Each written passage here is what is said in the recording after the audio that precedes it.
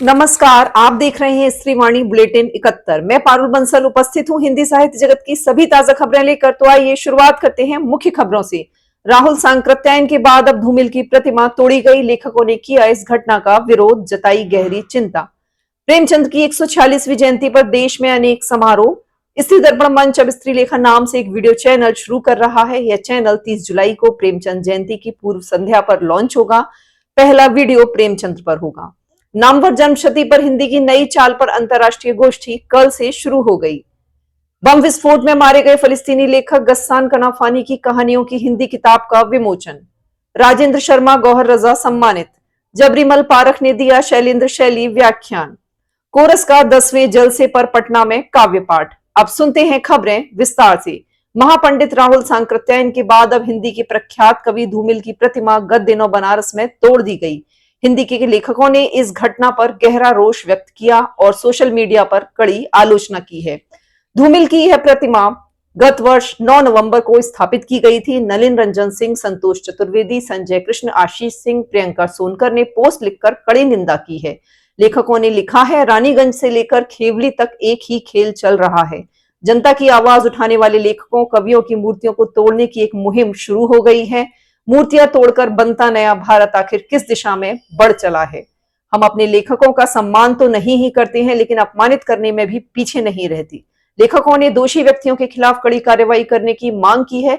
संसद से सड़क तक अपने पहले काव्य संग्रह के लिए साहित्य अकादमी पुरस्कार से सम्मानित कवि धूमिल का वास्तविक नाम सुदामा पांडे था। उनकी कविताएं इतनी लोकप्रिय हुई कि वे नारा और मुहावरा बन गई। इस बार 31 जुलाई को मुंशी प्रेमचंद की 146वीं जयंती पर देश भर में अनेक आयोजन होंगे। इस वर्ष प्रगतिशील लेखक संघ की स्थापना के भी 90 वर्ष हो रहे हैं। गौरतलब है कि 1936 में प्रेमचंद ने प्रगतिशील लेखक संघ के स्थापना समारोह का उद्घाटन किया था और साहित्य राजनीति के आगे चलने वाली मशाल की बात कही थी, जो अब एक नारा बन गई है। लखनऊ में जनवादी लेखक संघ, प्रगतिशील लेखक संघ, जन सरोकार मंच एवं इप्टा मिलकर यह कार्यक्रम कर रहे हैं, जबकि दिल्ली में हंस पत्रिका हर साल की तरह ऐवान गालिब में यह कार्यक्रम कर रहा है। हम देखेंगे 8 अगस्त को यह आयोजन करेगा। कलकत्ता में भी 31 जुलाई को आयोजन हो रहा है। भारतीय भाषा परिषद सांस्कृतिक पुनर्निर्माण मिशन के अंतर्गत साहित्य संवाद, श्रुति नाटक प्रेमचंद्र और उनके सपनों का भारत एवं प्रेमचंद्र ज्ञान प्रतियोगिता का आयोजन 1 अगस्त को कर रहा है। बनारस हिंदू विश्वविद्यालय में कल से नई चाल की हिंदी विषय पर 3 दिवसीय अंतर्राष्ट्रीय संगोष्ठी शुरू हो गई। इसका उद्घाटन कुलपति अजीत कुमार चतुर्वेदी ने किया। यह अंतर्राष्ट्रीय संगोष्ठी नामवर जी की जन्मशती के अवसर पर आयोजित की गई है। बीएचयू के हिंदी विभाग के अध्यक्ष राजकुमार जी इसके आयोजक हैं। उनका कहना है कि भारतेंदु हरिश्चंद्र ने 1873 ईस्वी में लिखा था कि हिंदी नई चाल में ढली।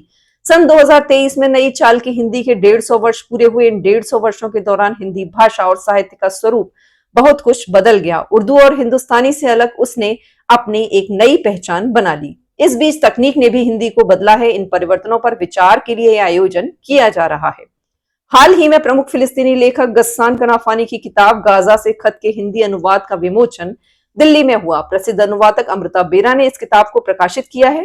कनाफानी न केवल लेखक बल्कि एक प्रसिद्ध फलस्तीनी पत्रकार और राजनीतिक कार्यकर्ता भी थे। उनका जन्म 8 अप्रैल 1936 को अक्का फलस्तीन में हुआ था और 9 जुलाई 1972 को बेरूत में बम विस्फोट में उनकी मृत्यु हुई। उन्हें अरब दुनिया के सबसे प्रभावशाली और महत्वपूर्ण कथाकारों में गिना जाता है। 1948 के अरब इजराइल युद्ध के दौरान उन्हें और उनके परिवार को फलस्तीन छोड़कर लेबनान और सीरिया में शरणार्थी के रूप में रहना पड़ा।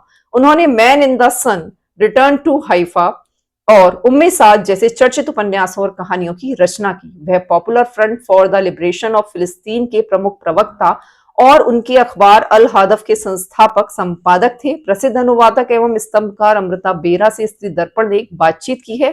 उसे जल्द ही स्त्री लेखा चैनल पर सुना जा सकता है। भोपाल में गत दिनों दुष्यंत कुमार स्मारक पांडुलिपि संग्रहालय में हुए एक गरिमा में समारोह में देश के वरिष्ठ पत्रकार राजेंद्र शर्मा को लोक जतन सम्मान 2026 से सम्मानित किया गया।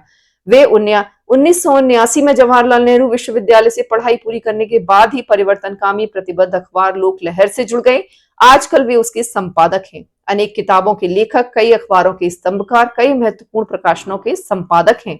अपने संबोधन में राजेंद्र शर्मा ने मीडिया की वर्तमान स्थिति पर चिंता व्यक्त की और अफसोस जताया कि जिस देश में मीडिया ने स्वतंत्रता आंदोलन में इतनी प्रमुख भूमिका निभाई थी, हर महत्वपूर्ण नेता स्वयं अखबार निकालता, पत्रकार और संपादक होता था, आज उसी मीडिया को जंतर मंतर पर जनता के रोष और बहिष्कार का शिकार होना पड़ रहा है। लोक जतन के संपादक बादल सरोज ने बताया कि यह सम्मान हर वर्ष लोक जतन के संस्थापक संपादक शैलेंद्र शैली के जन्मदिन 24 जुलाई को दिया जाता है। इस सम्मान से अभी तक डॉक्टर राम विद्रोही, कमल शुक्ला बस्तर से, लज्जा शंकर हरदेनिया भोपाल से, अनुराग द्वारी भोपाल, राकेश अचल ग्वालियर से, पलाश सुरजन भोपाल से, शहीद पत्रकार मुकेश चंद्राकर बस्तर से जैसे प्रमुख पत्रकारों को अभिनंदित किया जा चुका है।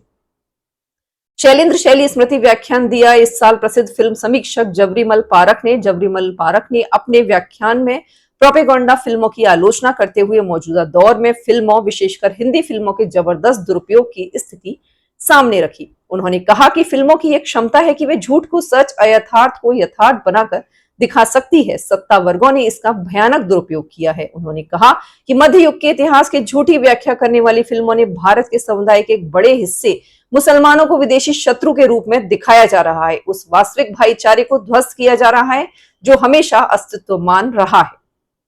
दमनकारी संस्कृति के खिलाफ 6 युवा कवियों ने काव्य पाठ किया। पटना में सांस्कृतिक संस्था कोरस द्वारा अपनी यात्रा के 10 वर्ष पूरे होने पर गत दिनों पटना में कविता पाठ का आयोजन किया गया।